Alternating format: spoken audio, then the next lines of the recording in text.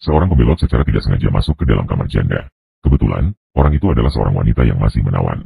Namun, pria itu tidak berkata apa-apa. Dia langsung mengeluarkan pistol dari tasnya. Melihat wanita itu panik, dia kemudian mengarahkan laras pistol ke dirinya sendiri, dan memberi isyarat kepada wanita itu untuk mengambil pistolnya. Namun, wanita itu menolak niat baiknya. Karena di era peperangan ini, senjata adalah penyebab utama wanita menjadi janda. Setelah memberi pria itu makanan sederhana, wanita itu membawanya ke gudang rumah untuk beristirahat, dan dengan baik hati memberinya beberapa pakaian suaminya yang telah meninggal. Kemudian dia berbalik dan kembali ke kamarnya. Namun, mereka hanya terpisah oleh sebuah jendela. Melihat pria itu mengenakan pakaian suaminya, kerinduan wanita itu terhadap suaminya datang seperti gelombang. Jadi, di tengah malam, dia diam-diam membuka pintu kamar pria itu, lalu memanggilnya masuk ke kamarnya, menanyakan apakah dia bisa menemani tidur semalam. Namun, dia memohon agar pria itu tidak melangkah lebih jauh, hanya berharap bisa berbaring di pelukan orang itu, dengan tenang melewati malam yang sulit ini. Menatap mata wanita yang penuh kerinduan, di mata pria itu muncul sedikit keterkejutan. Kemudian dia duduk diam di tepi tempat tidur, melepas pakaian yang dikenakannya. Begitulah, seorang pria dan wanita yang tidak saling mengenal berbaring di tempat tidur yang sama. Wanita itu perlahan menggenggam telapak tangan pria, merasakan suhu tubuh pria yang panas, seolah-olah suaminya telah kembali dari medan perang. Kerinduan yang terpendam lama dan kesulitan hidup, membuat emosinya benar-benar hancur. Akhirnya tidak bisa menahan kesedihan di dalam hati. Menangis terseduh-seduh, pria itu perlahan mengangkat lengannya.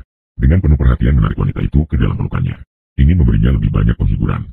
Namun di dunia yang penuh dengan perang ini, di mana lagi bisa ditemukan sebuah pelabuhan yang tenang, untuk menempatkan jiwa yang penuh luka. Keduanya menghabiskan malam dengan tenang. Namun, keesokan paginya, wanita itu menemukan bahwa tentara yang mencari pembelot sudah sampai di depan rumah. Dia segera membangunkan pria yang sedang tidur, memintanya segera melarikan diri melalui jendela di samping tempat tidur. Meskipun pria itu berhasil melarikan diri, namun, kekejaman perang telah membuat tentara kehilangan kemanusiaan. Mereka menyeret wanita itu dengan kejam keluar dari rumah, lalu mengikatnya di tiang kayu yang dingin dan menusuk. Kemudian melemparkan anaknya yang baru berusia 3 bulan ke tanah dan melepas pakaiannya, dan mengancam jika tidak menyerahkan barang, dia akan dipaksa melihat anaknya mati membeku di depannya. Keburukan kemanusiaan, di bawah bayang-bayang perang, sudah lama terwujud dengan jelas. Dan semua itu disaksikan oleh seorang pembelot yang bersembunyi tidak jauh. Namun dia tidak memilih untuk tampil, hanya diam-diam melarikan diri ke kejauhan. Wanita itu terpaksa menyerahkan satu-satunya ternak di rumah, demi mendapatkan harapan hidup bagi ibu dan anak. Namun tentara yang memimpin tidak berhenti di situ. Sebaliknya, dia menyeret wanita itu dengan kasar ke dalam rumah, bersiap untuk melakukan hal yang tidak pantas padanya. Dan pada saat ini, dia sama sekali tidak menyadari bahwa pembelot itu sudah diam-diam kembali ke dalam rumah, sedang perlahan mendekatinya dari belakang. Sementara itu, rekan-rekannya yang menunggu di luar sudah mulai tidak sabar. Mereka sudah menunggu dengan gelisah. Dia tidak sabar untuk bangkit, bersiap untuk masuk ke dalam rumah untuk memeriksa keadaan.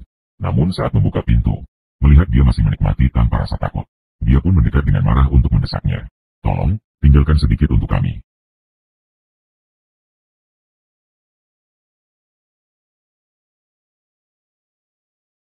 Namun, rekan terakhir mereka di luar rumah, tiba-tiba merasa bersalah. Dia membungkus kembali anak itu, dan menutupi anak itu dengan pakaiannya sendiri. Juga karena tindakan baik ini, membuat pria bersenjata itu merasa iba. Dia awalnya berniat meminta lawannya melepas seragamnya, dan membiarkannya pergi begitu saja. Namun, tak disangka sebelum dia sempat berlari jauh, dia ditembak mati oleh seorang wanita yang keluar dari dalam rumah. Di bawah bayang-bayang berat perang ini, cahaya kemanusiaan bagaikan lilin yang bergetar dalam angin kencang, yang perlahan-lahan ditelan oleh kegelapan yang tak berujung. Sudut-sudut yang penuh cinta dan harapan, kini seolah-olah dilupakan oleh waktu, hanya menyisakan pemandangan yang menyedihkan dan tandus, membuat orang tak bisa tidak menghela napas. Tetapi demi janji satu kata dari kekasih, pria itu kembali memulai perjalanan pulang ke rumah. Di dalam hatinya, satu-satunya cahaya yang membimbingnya maju, adalah orang yang jauh di kampung halamannya, yang membuatnya terpesona dalam mimpi. Kota Lengsan 4 tahun lalu, sebuah kereta yang mengangkut putri seorang pengusaha kaya, memecahkan ketenangan kota kecil itu. Kulit gadis itu seputih salju, mata yang dalam dan berkilau, seolah-olah seorang putri yang keluar dari dongeng, membuat semua bujangan di kota kecil itu terpesona.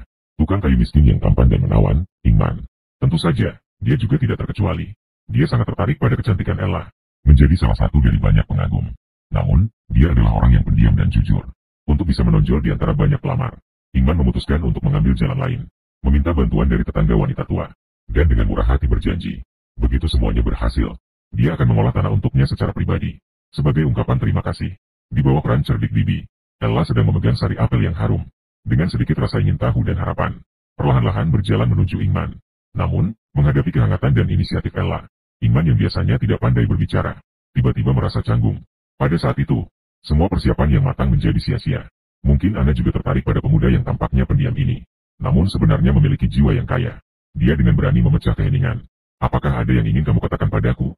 Namun Ingman, demi harga dirinya yang merasa benar, berpura-pura menjadi misterius. Saya ingin mengucapkan terima kasih. Terima kasih untuk cider apel ini. Karena mendapatkan sapaan dari kecantikan di kota. Ingman merasa sangat terhormat. Jadi dia dengan sukarela mengambil alih pekerjaan pertanian Bibi selama setahun. Namun, semua ini tidak diketahui Ella. Hari itu dia membeli sebuah piano dari kota. Saat melewati pintu, Bibi itu dengan ramah menyapa. Dia sebenarnya ingin mengucapkan terima kasih kepada Ella. Tapi Ella mengeluh karena ditolak sebelumnya.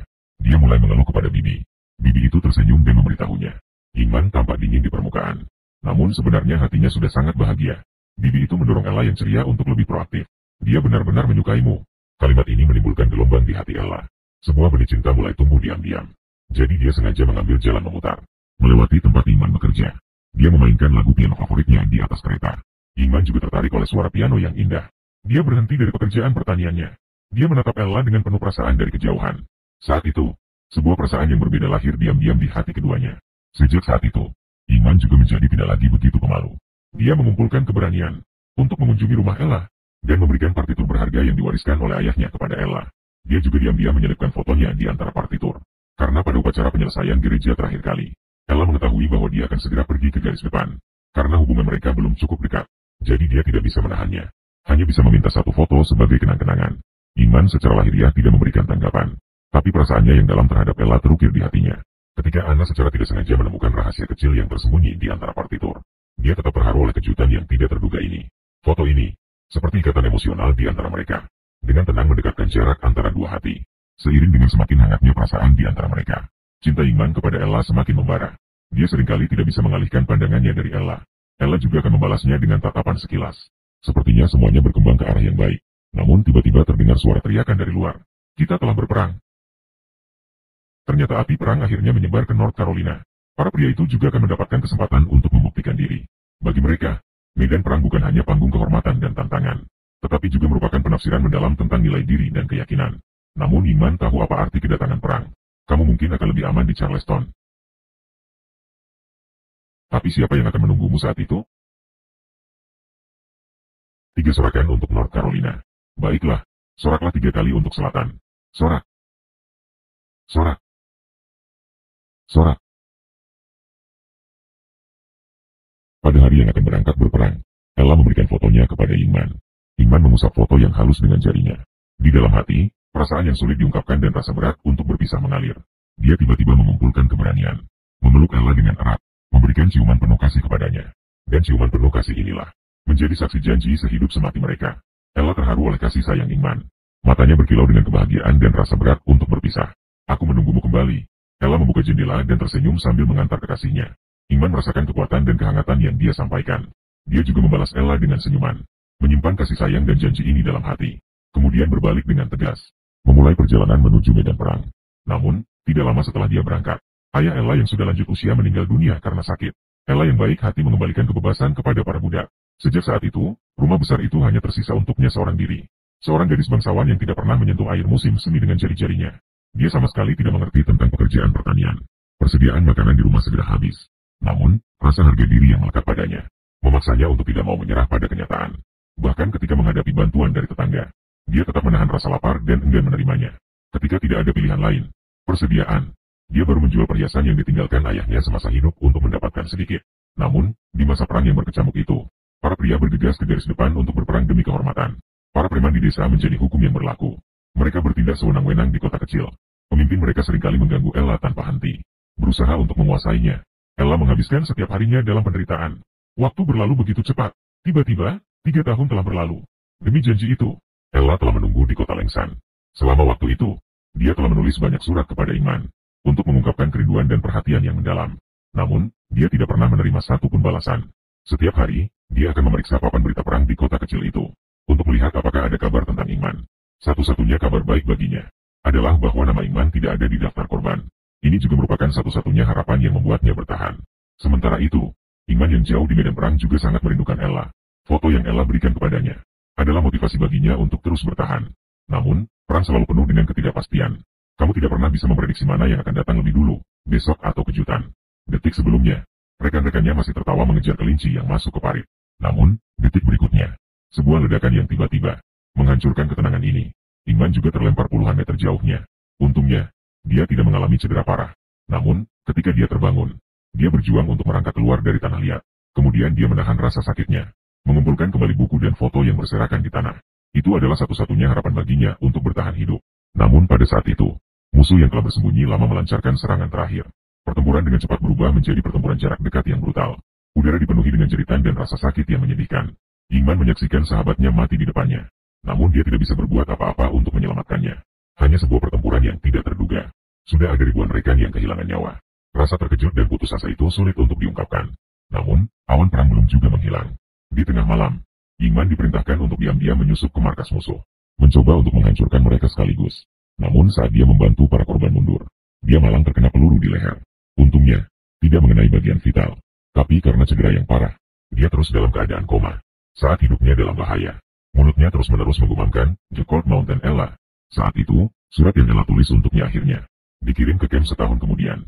Perawat yang merawatnya membacakan suara hati Ella kepada Ingman. "Tuan Inman yang terhormat, banyak hal menyedihkan terjadi setelah kepergianmu. Musim gugur lalu, ayahku meninggal dunia. Kami membiarkan pertanian di Black Cove terbengkalai. Setiap rumah di Cold Mountain mengalami perubahan. Setiap hari takut menerima kabar kematian dari kerabat. Tidak bisa selamat dari medan perang. Kamu juga tidak ada kabar. Tidak tahu apakah kamu masih hidup. Aku berdoa kepada Tuhan agar kamu bisa kembali dengan selamat. Pertempuran di depan mengalami kekalahan. Kami di belakang semakin merasakan penderitaan.